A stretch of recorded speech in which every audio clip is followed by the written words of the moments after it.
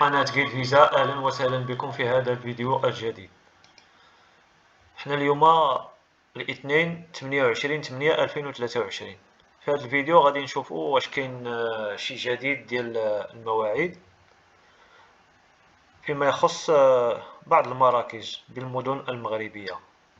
كما كتشوفوا على نص البلاغ هنايا راه ما تيبانش لنا شي موعد اللي غادي يكون جديد، لكن راه كاين بروغرامي واحد الموعد ديال غدا ان شاء الله 29/8 على الساعه 9 صباحا بمدينه طنجة. هنايا ما تيبانش لنا في الصفحه الاولى ديال الموقع كما كتشوفوا هنايا.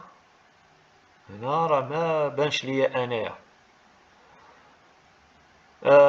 تاريخ الموعد غادي نلقاوه في المرحله الثانيه ديال من الموقع اللي غادي ندخلوا لها. ها هي، حيت بعض الاشخاص اللي كيقلبوا على المواعيد كيكتفيو غير باش كيشوفوا غير هاد الصفحه الاولى وما كيكملوش. هنايا راه غادي نلقاو بان الموعد مدينه طنجة راه غنلقاو في المرحله هذه، هاد المرحله هذه كما كتشوفوا. ها هو: Chers candidats, nous souhaitons vous informer que les prochains créneaux de rendez-vous pour le centre Tanger seront mis à disposition le 29 août à 9h. ها هي le 29/8/2023 على الساعة 9 صباحا. Nous vous remercions de votre compréhension. هذه ما لقيناش في البلاغ ديال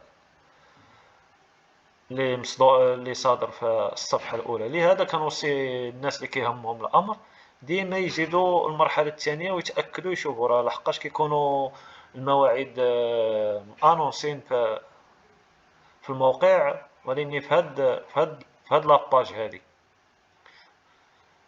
كاين شي وحدين راه كاين شي ناس ما تيشوفوهمش.